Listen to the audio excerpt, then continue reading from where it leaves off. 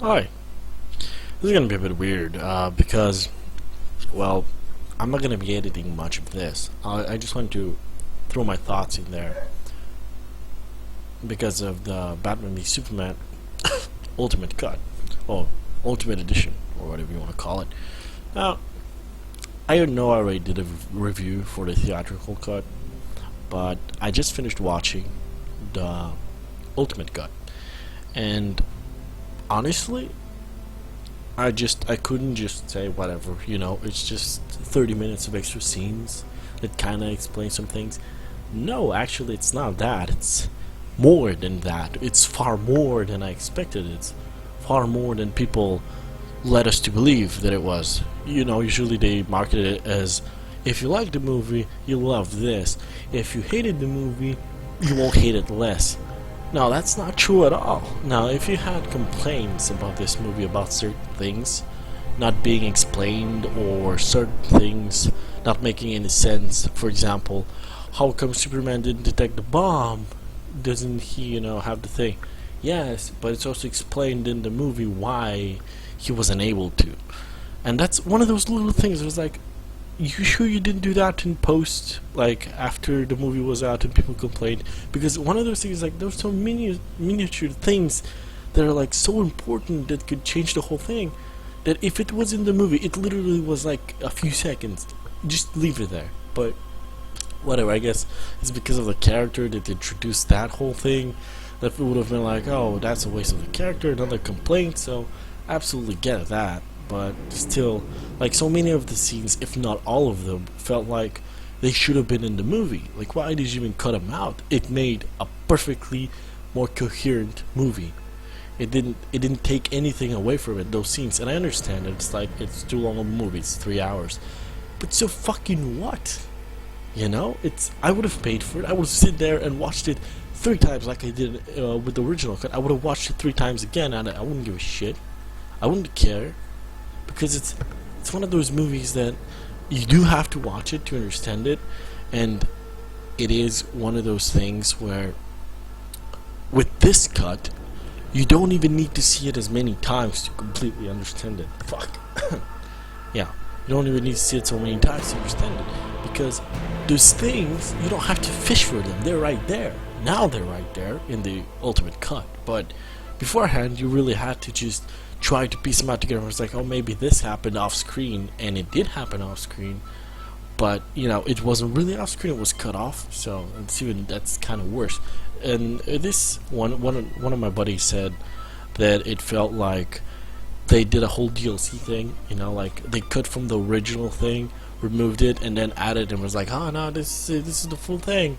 And I get that, but it wasn't really done. I'm pretty positive it wasn't done like that. And the whole rated R thing, I didn't really get it. Why Batman being more brutal? I don't remember any extra scenes that showed Batman being more brutal. Pretty much every single brutal scene was in the original, the original cut. So, the original theatrical cut. So yeah, there were so many things. Like when I was watching the movie, I couldn't even believe I was watching the same movie. Again, it was the same thing. Like 30 minutes extra footage is like whatever, right? To a 2 hour and a half, movie. It's pretty much nothing, but it felt like it absolutely made the movie fresh again. I was sitting there, I was like, okay, now the story is taking a bit of a more different turn. It's changing its tone. You see more Clark Kent. Surprisingly, you see so much of Clark Kent. I am shocked, and I really, really liked it because it balanced out the Bruce Wayne and Clark Kent thing. Before, it was just like, oh, it's a fucking Batman movie. There's a lot of Bruce Wayne, there's a lot of Batman, there's barely any freaking Clark Kent, and there's just Superman with the thing in the end. That's it. And now there's so much of freaking Clark Kent. I really, really love that. The whole Lewis thing now, it makes more sense. Some of the scenes now are more explained. There's the thing that really, really excited me the most watching this movie is the little things, like I was talking about, the explosion thing, the bomb. There's so many little things that just, why did you remove them? Like, they make the movie so much more coherent, and they just make it so, like, oh, oh, I see. That is why that happened. Or, oh, that is why that's here. Oh, that is why that person did that. You know, these things, these just little things that are like seconds. And, you know, but I guess it wasn't really Zack Snyder's choice, you know, in the end, because, you know, it had to be approved to be released, and I was like, you know, you had to cut, I guess, things. But what else? That's the thing. It's like when I was watching the movie, it's like literally none of these things can be cut. That feel like, yeah, you can remove that. It's not necessary. Everything in the movie is necessary. Everything. I guess maybe but there's not even that much of Mercy. You know, I guess Mercy, you could cut that person out, but you can't because she's such a minor character, it doesn't really matter. So, yeah, pretty much everything is there, and now that I think about it, there's so many plots going, and there's just so much better explained now that you feel like you're watching, you know, when you're watching a TV series, like the anime TV series, like each episode has a different arc, so just think of this as a four episode marathon type of collaboration between episodes, pretty much to what Flash and Arrow do nowadays. But that's just the animated series, because now when you look at it more, you're like, oh yeah, that, you know, that's pretty cool, because it evolves, you know, it evolves with each arc, which also goes into the other. It's not like this and then fuck it and then let's go to the next one. No, it all just jumps from one to another in going in a straight line, and that's really cool. I really like that. The movie was so much better now. And again, I fucking loved the theatrical cut, but I really love this even more. I love it even more, and I hope the critics love it more now, and they fucking fix those reviews because it's pissing me off. Not really. It doesn't. I don't care. I don't care. Now the whole Justice League has a different tone. I hope it isn't affected that much.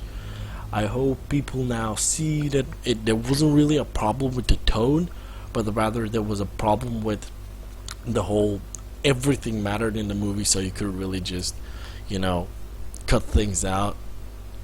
Everything had an important role in it, so that was the thing. That's really a Snyder movie. Snyder movies, everything matters. You can't really just ignore something.